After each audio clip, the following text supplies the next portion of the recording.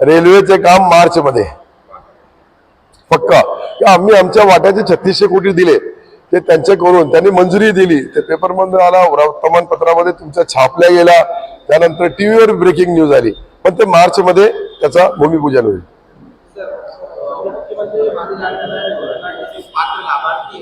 उनके खाते में तो डीबीटी के माध्यम से पैसे पहुंच गए, पर बहुत सी ऐसी महिलाएं जिनके खाते में पैसे नहीं पड़ा, जिसके लिए सरकार ने देखो उसमें जो सही लोगों को मैंने खुद जाके बताया, 14 लाख बहनें ऐसी हैं महाराष्ट्र की जिनका आधार लिंकिंग बरोबर नहीं है. कुछ बहनों का जो बैंक अकाउंट है वो नहीं है. कुछ लोगों ने केवाईसी जो किया वो वहां कुछ फॉल्ट है, और कुछ का जो है अभी 3 दिन में काफी दुरुस्ती हो रही है. मैं कुछ दौरा किया सब तरफ और मैंने उनको बताया. उसके बावजूद ये योजना 15 तारीख तक थी. अभी उसको एक्सटेंशन देने के लिए इलेक्शन कमिश्नर की परमिशन मांगे है, वो मिल गई. तो उसको देखो, एक भी बहन जिसका उम्र 21 साल से 65 साल तक है वो नहीं छूटेंगी. 65 के ऊपर है वैश्री में आ जाएंगी, निराधार में आ जाएंगी. अलग अलग इतनी योजना है. संजय गांधी के नाम से उसके नाम पे जाएंगी. जो टेक्निकल आपने बात की वो तो हम मान रहे हैं, लेकिन कुछ ऐसे हैं जिन्हें अप्रूवल भी मिल चुका है, उनका डीबीटी माध्यम जो वो इनेबल्ड भी एनपीसीआई से नहीं, जिसका इनेबल है वो छूट ही नहीं सकता. आप समझो मेरी बात, मैं आपको गारंटी से बोल रहा. वहां से पैसे छोड़ते हैं, 13.5 लाख वापस आ जाते सरकार के पास. तो सरकार जब उनको, मैं पालक मंत्री है, मैंने जितनी सही मंजूर किया है वो मंजूरी के अंदर कोई शक शुबा का काम नहीं है, सिर्फ कागज का और उसको जो जोड़ने का काम है. क्योंकि ये जो है सरकार टू लाभधारक, ये दोनों के बीच में कोई दलाल नहीं है. वो दलाल नहीं होने की वजह से कुछ चीजें अभी कभी क्या होता है, 3 अकाउंट दे दिए. कौन से अकाउंट पे पैसे डालना? कभी उन्होंने दूसरे अकाउंट पे पैसे चले गए, किसी के पोस्ट में जाते, किसके ये बैंक में जाते, किसी का वो जीरो बजट का श्री राम फाइनेंस का उसका भी दे दिया लोगों ने, वो उसका ही काट ले रहा उसमें. उसको बोल रहे हमारे ये काटते नहीं आता भैया, फिर वापस देता. लेकिन है उसके अंदर जो भी 13 लाख लोगों का कैबिनेट में इस पे चर्चा हुई कि ये 13 लाख लोगों को सब जिला अधिकारियों को आदेश दिया गया, आंगनवाड़ी सेविका होंगी, आशा वर्कर होंगी, ये सबको ये कट ऑफ डेट दी गई थी कि 15 तारीख तक सबका क्लियर करके रखो. क्लियर होने की वजह से अगर वो प्रोसेस में होगा तो उसको क्या वजह है कि उसके अकाउंट पे पैसे नहीं आ रहे. कई लोगों के थंब नहीं मिलते, कई लोगों की केवाईसी फिर नहीं होती, और केवाईसी नहीं हुई तो पैसा अकाउंट पे जाने के लिए तकलीफ होती.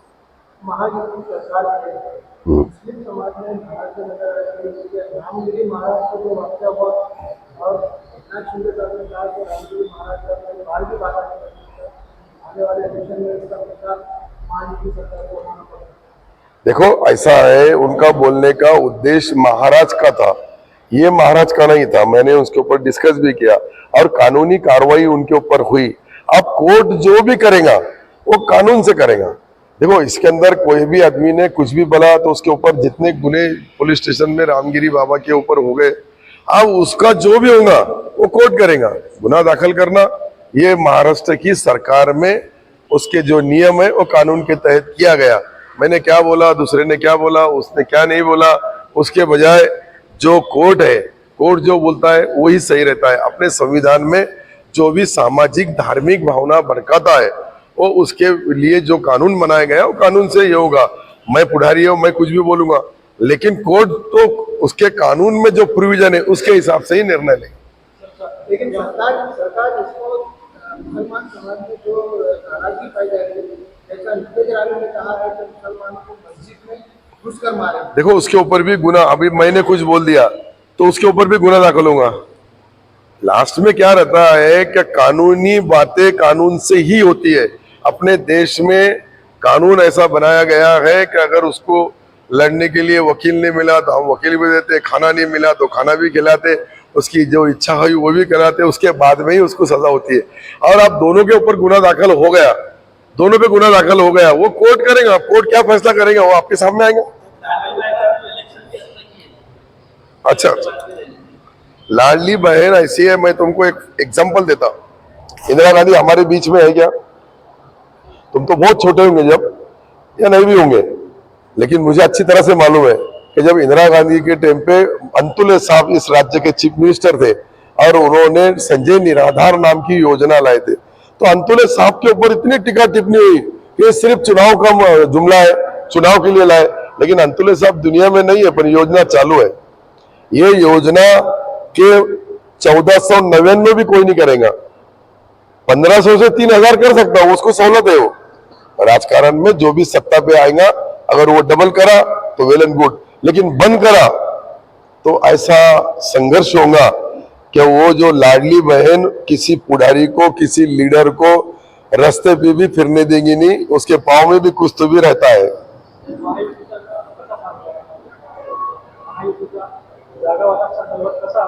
महायुतीचा जागा वाटप टेंटेटिव्ह 88% झालेले आहे।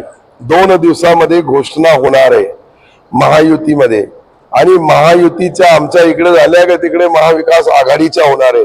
मग आघाडीमधून कोण प्रत्येकाला निवडणूक लढण्यासाठीच राजकारण करतोय, तो काही सेवाभावी ट्रस्ट चालवत नाही।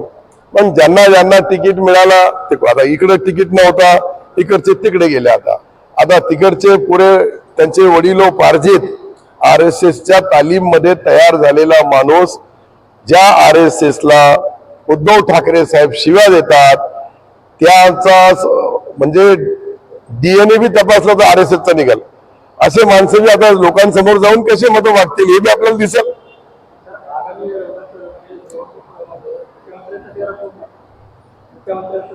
मुख्यमंत्र्याचा चेहरा आमच्याकडे मुख्यमंत्री आहेच, पण चेहरा कोणता पाहिजे तुम्हाला दुसरा? कोणी काय बोललं यांनी आम्हाला माहित आहे की आमचा मुख्यमंत्री एकनाथ शिंदे होईल आणि एकनाथ शिंदेच मुख्यमंत्री राहतील।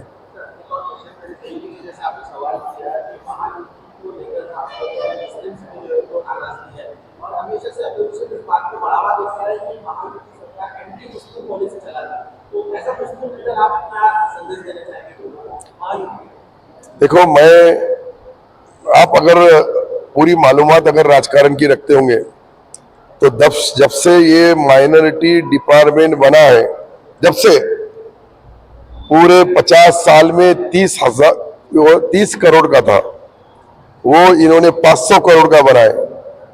तो इसके बारे में वो 50 साल तक जिन्होंने वोट लिए माइनॉरिटी के, उन्होंने क्या किए उनका भी हिसाब पूछना चाहिए, नंबर 1। नंबर 2, आयुक्तालय पहली बार बना है महाराष्ट्र में। आयुक्तालय कोई राज्य में नहीं है, महाराष्ट्र में मैंने माइनॉरिटी का आयुक्तालय बनाया।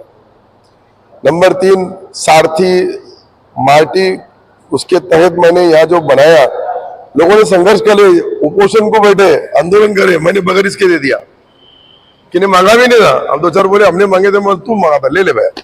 लेकिन बोलने का मकसद ये जो पॉलिसी है, हमने एक पॉलिसी बनाई कि जो दरगाह की जमीन होंगी, मस्जिद के इनाम होंगे, ये सारे अगर किसी भी फर्जी दस्तावेज तैयार करके रजिस्ट्री करा होगा या नाम बदल दिया होगा, वो सारे कैंसिल करके, रजिस्टर्ड कैंसिल करके फिर से वो दरगाह और उसके इनाम वो मस्जिद के नाम पे लेने का काम करे। उसका नमूना मैंने पहले सिल्लोड में किया था, 36 एकड़ में फतेह इस्लाम मस्जिद लिखा था, एक प्राइवेट व्यक्ति के नाम थे, मैं वो निकाल लिया और वहाँ फतेह इस्लाम लिख दिया। फिर मैं ये खाते का मंत्री बना, मैं ये GRE निकाल दिया कि सारे गवर्नमेंट ने महाराष्ट्र भर में यही करना चाहिए। मुझे तो लगता है कि जब से माइनॉरिटी डिपार्टमेंट बना है, कुछ गलतियां जरूर हुई होंगी। मैं ये नहीं बोलने वाला कि हमारे लोगों ने सब अच्छा ही काम किए, कुछ गलती होती है। बेजवाबदार पने से, जैसा नितेश राणे ने बता दिया, मुख्यमंत्री जी को महाराजों के बदल बोलना था, एक इंडिविजुअल महाराज का नहीं बोलना था, आप समझो। लेकिन अब वो जब वो बोली और बंदूक की गोली सरी की रहती, रव में कभी कभी भाषण देते टाइम पे, स्पीच देते टाइम पे थोड़ा बहुत 19-20 होता है, फिर उसके तुम्हारे पास वो 20 को 25 कैसा बनाना है, उसको 125 का बनाना है, ये तुम्हारे पास पूरी कला है। तो मेरे हिसाब से माइनॉरिटी के बारे में जो क्रांतिकारी ऐतिहासिक निर्णय लिए गए, दूसरे आज तक कोई सरकार में लिए गए नहीं। मैं 43 साल से राजकारण देखता हूँ, और मैं जो बता रहा, पहले हमारे बच्चे कभी गए थे कि 200 कॉलेजेस के लिए हमने डिसाइड किए, जो टॉप के कॉलेज है दुनिया के, वहां मुस्लिम का बच्चा जाएगा और एक बच्चे की पढ़ाई का 40 लाख रुपए सरकार की तिजोरी में से खर्चा होगा। ये तो कभी ख्वाब में भी सोए। आदिवासी भाइयों का देखा था मैंने, उनके पास आदिवासी और मागास वर्ग की यहाँ मुसलमानों को भी भेजने का, ठीक है, हिंदुत्ववादी सरकार है, हिंदू का सरकार है, भगवा झंडा है, सब सही है, लेकिन बाकी समाज के लिए क्या किए, और जो हमारा झंडा लेके फिरता था उन्हें क्या किया वो भी देखना पड़ेगा। 50 साल से मैं तो, मेरे पास 50 साल का पूरे जीआर है, पूरा मैंने एक एक जीआर कब निकला, कैसा निकला, किसने निकाला, किसके लिए निकाला। अभी आप देखो वहां आम खास के अंदर हम एक फुटबॉल ग्राउंड बना रहे माइनॉरिटी का, जागतिक लेवल का, तो ये भी चीजों का तुलना करना चाहिए। एक आधी कहीं गलती होती है तो हो सकती है ना गलती, लेकिन जो अच्छे काम करे, देखो मैं इस खाते में नहीं रहता तो इसको इतनी आज उरूज के ऊपर भी नहीं आता। हमारे गांव में 2 लोगों को सिल्लोड के अंदर कर्जा मिलता था, उस दिन 2000 लोगों को मिला, 2 से 2000, और कितने पट तरक्की होगी, क्या उसका अंदाजा भी लगाना चाहिए ना। और वो भी दे दिए मंजूरी हो, और जो बच्चों को 2 लाख रुपए देते थे उनको 20 लाख दिया मैंने, जिनको 20 देते थे डॉक्टर इंजीनियर को 30 लाख रुपए का प्रोविजन किए। तो ये सारी चीजें जो करे, बच्चे जो सवाई दिड़ई से 20 के पैसे लेके लोग धंधा करते थे, उनको हमने नाम मात्र के ऊपर 2 लाख 3 लाख धंधा करने के लिए दिया कि तुम भी धंधा करो, अच्छा व्यवहार करो। मदरसों को 2 लाख थे, उसको 10 लाख रुपए कर दिए। मदरसों को 10 लाख करने वाला देश का पहला सरकार है ये।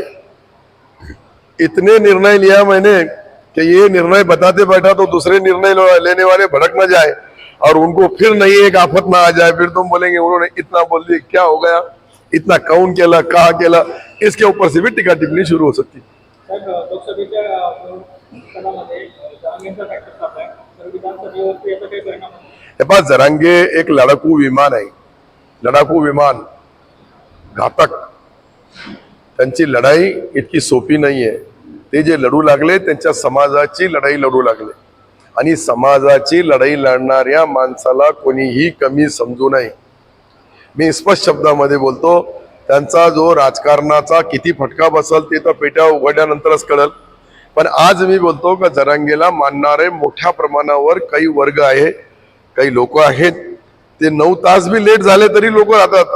आपण 9 मिनिटं लेट झाले तो आपल्याला माफी मागावी लागते, हे विशेष फरक मी जो पाहिला ते आहे ते कबूल करावं। ते माझ्या विरुद्ध आहे की माझ्या फेवर मध्ये हा मुद्दा नाही, परंतु आज ते राज्यामधल्या काही पुढाऱ्यासारखे आयकॉन झालेले आहे। तर आपण 2 वेळेस जरांगेंची भेट घेतली, तर या भेटीच्या दरम्यान आपला ओबीसी वर्ग आपल्यावर नाराज होऊ शकतो?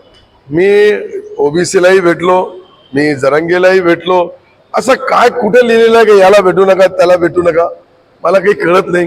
मी जेव्हा ओबीसीला भेटलो की मराठा नाराज होणार नाही का, मराठ्याला भेटले तो मुसलमान नाराज नाही होणार का, मुसलमानाचे हे नाही केलं ते नाराज, ये तो खेल, ये खसखस फेंकने जैसा है, मालूम है आपको, खसखस रेती में फेंक दिए तो चुनते बैठो। मार्टी के विद्यालय का उद्घाटन कब होगा? मार्टी के मार्टी का जो ऑफिस जो रहेगा उसका उद्घाटन कब होगा? उसका उद्घाटन के लिए हमने जमीन जो है अपना हरसुल रोड जो अंदर जा रहा है उसके अंदर वहां जमीन लिए है, और वो जमीन के ऊपर उसको बजट देना पड़ेगा, 100 करोड़ रुपए लगेंगे, तो मार्च के बजट में उसको पैसा दिया जाएगा और उसके काम की शुरुआत होगी। लेकिन हमारे पास अभी हज हाउस के बाजू में जो एक फुटबॉल ग्राउंड बन रहा और एक बाजू में आयुक्तालय बन रहा, एक वहाँ वक्फ बोर्ड का ऑफिस बना रहे हम, 3 इसके टेंडर दे दिए, 15-15 करोड़ रुपए के 3 बिल्डिंग वहाँ खड़े रहेंगी, और वो 3 बिल्डिंगों के अंदर पूरा माइनॉरिटी डिपार्टमेंट होगा, मौलाना आजाद फाइनेंस कॉर्पोरेशन रहेगा, वहाँ जो है तो तुम्हारा इसका माइनॉरिटी का ऑफिस रहेगा, उसके बाद में आयुक्तालय रहेगा, ऐसे 3 बिल्डिंगें बनने वाली। चाह पानी आना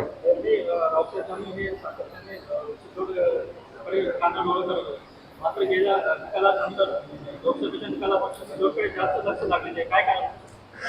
लक्ष यासाठी का सिल्लोड आज केंद्रबिंदू बनलेला आहे महाराष्ट्राचा।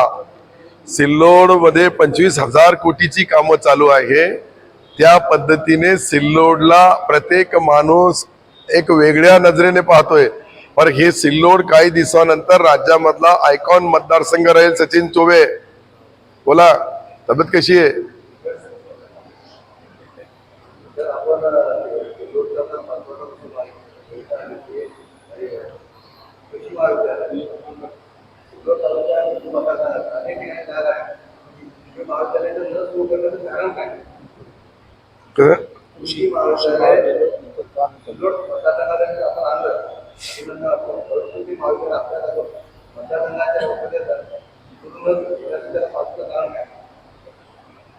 मैं समझा नहीं। नहीं, क्या बोल रहे हैं आप, स्पष्ट बोलो। ओ, ये तो इससे नहीं आ रहा हूँ, ये आवाज बंद करना पड़ेगा।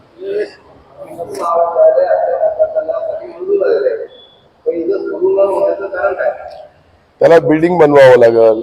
बिल्डिंग बनल्याशिवाय कृषी ऐका ना, कृषी विरोध करणारे विरोध करतात। विरोध तो कशाला करतात ते कधी बोलत बसलो म्हणजे पुरा दिवस पुरणार नाही। एक लक्षात घ्या, पहिले आपण जमीन घेतली होती ठाण्याला, ठाण्याची जमीन निघाली वन विभागाची, मग त्याच्याऐवजी आपण सुरू केलं लियाखेडी घ्यायची, हायवे रोडवर आहे, चांगला आहे, लोकांना सोयीशीर राहील, तिथे जागतिक लेण्यात द्या। आता त्यांना कोणीही काही बोललं तर कृषी महाविद्यालयाचा GR निघाला। विरोध करणारे हे विरोध करतातच, ते विरोध न थांबणार आहे। आता सांडू पाटील लोखंडे साहेबांसारखा विद्वान माजी आमदार तो बॅरेजला विरोध करतोय कोर्टामध्ये जाऊन, म्हणजे याच्यापेक्षा आता काय पाहिजे आपल्याला? आम्हाला बॅरेज नको, लोक तरसतात। हजारो कोटीचा पाण्याचा योजना राबवल्या जाणार 42 किलोमीटर। सांडू पाटलांनी एक कोर्टामध्ये रीट टाकली, मी कॉपी देतो त्याची तुम्हाला, तुम्ही ती कॉपी पाहिली, तुम्हाला आश्चर्य वाटेल का किती विद्वान आमदार आपल्याकडे होऊन गेले। म्हणजे मला आताही आश्चर्य आहे, परवाच तारीख झाली त्याच्यामध्ये, तर कोर्ट त्यांना बोलला की यांच्याकडून डिपॉझिट घ्या म्हणे 5 लाख। ही जनयातिका कशी होऊ शकते? कशामुळे करू लागले? शेतकरी आत्महत्याग्रस्त कलेक्टर लिहून देतो, शेतकरी आत्महत्याग्रस्त तालुका आहे, पाण्याशिवाय पुढची लढाई लढल्या जाणार नाही। नंबर 2, तुम्ही त्याच्यामध्ये पाहिलं तर हे जे राजकारणी मंडळी आहे, एक म्हणतो कॉलेज मेडिकल कॉलेजचा इथे तुझा रद्द करा, पहा ना किती विद्वान आहे। म्हणजे इथं घाटी सारखा हॉस्पिटल होऊ लागला, MGM पेक्षा चांगला हॉस्पिटल होऊ लागला, त्यालाही कोर्टामध्ये जाऊन बघतोय आम्हाला नको, आम्हाला अरे तुला कोण देऊ लागला? आम्ही तर हे सरकारच्या वतीने प्रायव्हेट संस्थेच्या वतीने बनून लोकांच्या समोर एक इतिहास घडणार आहे का इथं सर्व ट्रीटमेंट नाममात्र चार्जेसवर होणार आहे। तो झाला, त्याच्यानंतर कोर्टामध्ये गेले MIDC नको। अरे MIDC नको म्हणजे याच्यापेक्षा काय दुर्दैव पाहिजे? 10,000 लोकांच्या याला काम पाहिजे तर MIDC सेवा होणार का? MIDC बी देताना देशामध्ये सर्वात जे राज्य आहे त्या राज्यामध्ये महाराष्ट्र राज्याने D+ झोन दिला, सर्व सरकारच्या सवलती ग्रामीण भागात याव्या। आणि मी घेतला कुठून? डोंगरगाव पासून, तुम्ही पहा डोंगरगावच्या डोंगरापासून तर चिचपूरच्या डोंगरापर्यंत, आता ते किती बागायत जमीन आपल्याला माहित आहे। अरे खडकाळ आहे, मुरमाड आहे, भाव 4 पट देऊ लागले, 10 पट त्यांना जमीन बी देऊ लागलो मी डेव्हलप करायला। त्यांची उरलेली याच्यातून 10% जमीन त्यांना डेव्हलप करायला त्या इंडस्ट्रीजच्या बाजूला। पहिला प्रश्न। दुसरा प्रश्न, 4 पट भाव आणि इतकं दिलं मी, फक्त काही लोक जे अतिक्रमण धारक ही चिंतक आहे त्यांना काही मिळणार नाही ना, सरकारची बी 650 एकर जमीन आहे तिथं। तर या सर्व बाबी पाहिल्या तर यांना मध्ये खेळ खेळणारे खेळ खेळू लागले, राजकारणाच्या पोळ्या बाजू लागले, पण तालुक्याच्या विकासाच्या बाबतीत कोणी चिंता बी नाही आणि चिंतित बी नाही। ते दुर्दैव आहे, आपल्या तालुक्याचं दुर्दैव आहे। ते असे बी विद्वान लोक आपल्या या सिल्लोडच्या भूमीमध्ये जन्म घेतलेला आहे।